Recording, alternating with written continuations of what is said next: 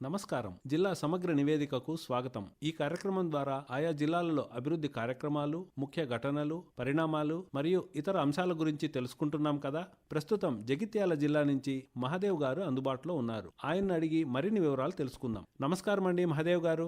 నమస్కారం సార్. పాఠశాలలు ప్రారంభమవుతున్న వేళ బడులలో మౌలిక వసతుల కల్పన ఏర్పాట్లు ఎలా ఉన్నాయి? జగిత్యాల జిల్లాలో ప్రభుత్వ పాఠశాలను బలోపేతం చేసి మౌలిక వసతులు కల్పించేందుకు ప్రభుత్వం చర్యలు చేపట్టింది. మన ఊరు మన బడిలో భాగంగా పాఠశాలలో గతంలో అభివృద్ధి పనులు ప్రారంభించారు. మిగిలిపోయిన పాఠశాలలో కనీస మౌలిక వసతులు కల్పించేందుకు అమ్మ ఆదర్శ కమిటీల పేరుతో ప్రణాళికలు తయారు చేశారు. ఇందుకు జిల్లాలోని 788 ప్రభుత్వ పాఠశాలలో 4002 పనులు గుర్తించి 31 కోట్ల రూపాయలతో నిధులు మంజూరు చేశారు. జగిత్యాల జిల్లాలో ఉన్నటువంటి 788 ప్రభుత్వ పాఠశాలలో 6 కోట్ల 36 లక్షలతో తాగునీటి కోసం ఏర్పాట్లు చేస్తున్నారు. వానాకాలం పంటకు జిల్లా వ్యవసాయ శాఖ ప్రణాళికలు ఏ విధంగా ఉన్నాయి?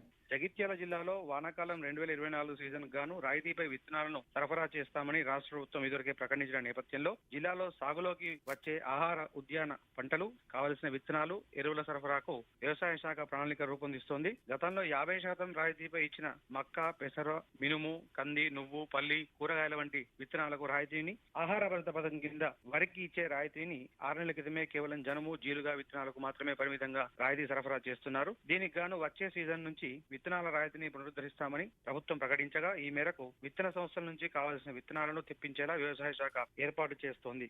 ఇటీవల జరిగిన పార్లమెంట్ ఎన్నికలలో జిల్లాలో యువత ఓటింగ్ ఎలా ఉంది? మొన్న జరిగిన పార్లమెంటు ఎన్నికల్లో జగిత్యాల జిల్లాలో ఓటు హక్కును వినియోగించడంలో జిల్లా యువత నిర్లిప్తత ప్రదర్శించినట్లుగా తెలుస్తోంది.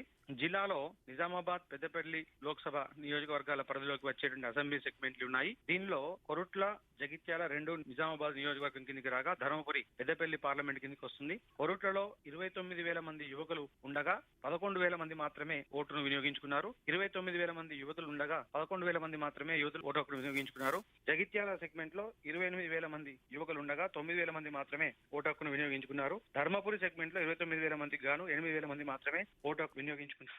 జిల్లాలో ధాన్యం కొనుగోలు ప్రక్రియ ఎలా కొనసాగుతోంది? జగిత్యాల జిల్లాలో ధాన్యం కొనుగోళ్లు వేగవంతం చేయాలని జిల్లా కలెక్టర్ షేక్ యాస్మిన్ బాషా అధికారులను ఆదేశించారు. జగిత్యాల జిల్లాలో ఇప్పటి వరకు 49,160 మంది రైతుల నుంచి 700 కోట్ల విలువైన ధాన్యాన్ని కొనుగోలు చేశారు. సేకరించిన ధాన్యంలో మిల్లులకు తరలించారు. అకాల వర్షంతో పంట దెబ్బతినటువంటి పంటను కూడా వెంటనే కొనుగోలు చేయాలని అధికారులను ఆదేశించారు. ప్రతి ధాన్యం మిల్లులో రోజుకు కనీసం 10 నుంచి 15 లారీల ధాన్యాన్ని దిగుమతి చేయాలని ఆదేశించారు. ఇప్పటి వరకు జగిత్యాల జిల్లాలో 3,19,000 టన్నుల ధాన్యాన్ని సేకరించగా దాంట్లోంచి 3,03,000 మెట్రిక్ టన్నుల ధాన్యాన్ని మిల్లులకు తరలించారు. నూతనంగా ప్రభుత్వ ఆసుపత్రిలో క్యూఆర్ కోడ్తో ఓపీ రిజిస్ట్రేషన్ ప్రారంభించారు కదా, వాటి వివరాలు తెలపండి. జగిత్యాల జిల్లాలో ఆధునిక సాంకేతిక విజ్ఞానాన్ని ప్రభుత్వ ఆసుపత్రులకు కూడా అనువదింపజేస్తున్నారు. ఓపీ రిజిస్ట్రేషన్ కోసం వరుసలో నిల్చునే అవసరం లేకుండా క్యూఆర్ కోడ్ స్కానింగ్ చేసేటువంటి విధానాన్ని ప్రవేశపెట్టారు. జగిత్యాల జిల్లా మెట్టిపల్లి ప్రభుత్వ ఆసుపత్రిలో ఈ యొక్క ఏర్పాటును ప్రారంభించారు. ఇప్పటి వరకు వరుసలో నిలబడి ఓపీ రిజిస్ట్రేషన్ చేసుకోవాల్సిన పరిస్థితి ఉండేది. రద్దీ ఎక్కువగా ఉన్నటువంటి సమయంలో కంప్యూటర్లో వివరాలు నమోదు చేసి ఓపీ స్లిప్ ఇవ్వడానికి కొంత సమయం పట్టేది. ఆసుపత్రిలో క్యూఆర్ కోడ్ ఏర్పాటు చేసిన తర్వాత రిజిస్ట్రేషన్ టోకెన్ సౌకర్యంగా లభిస్తోంది. దీని రిజిస్ట్రేషన్ కౌంటర్ వద్ద చూపిస్తున్నట్లయితే ఓపీ స్లిప్ ను అందజేస్తున్నారు. తద్వారా సమయం ఆదా అవుతుంది. ఓపీ ఎక్కువగా ఉన్నటువంటి ఆసుపత్రులలో ఈ విధానం అమలు చేస్తున్నామని చెప్పి జిల్లా ఆసుపత్రి పర్యవేక్షకులు సాజిద్ అహ్మద్ తెలిపారు. ఏకరూప దుస్తులు, యూనిఫామ్ తయారీలో స్వశక్తి సంఘాల భాగస్వామ్యం ఎలా ఉంది?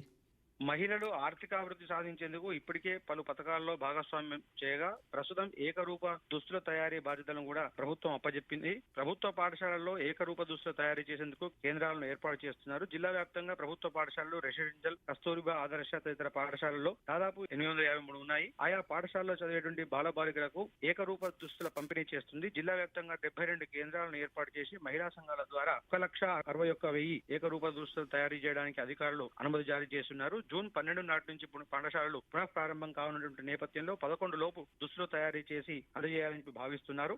ఇదండి జగిత్యాల జిల్లా నుంచి మహాదేవ్ గారు అందించిన జిల్లా సమగ్ర నివేదిక. మరో రోజు మరో జిల్లా నుంచి సమగ్ర నివేదికను విందాము. అంతవరకు సెలవు. నమస్కారం.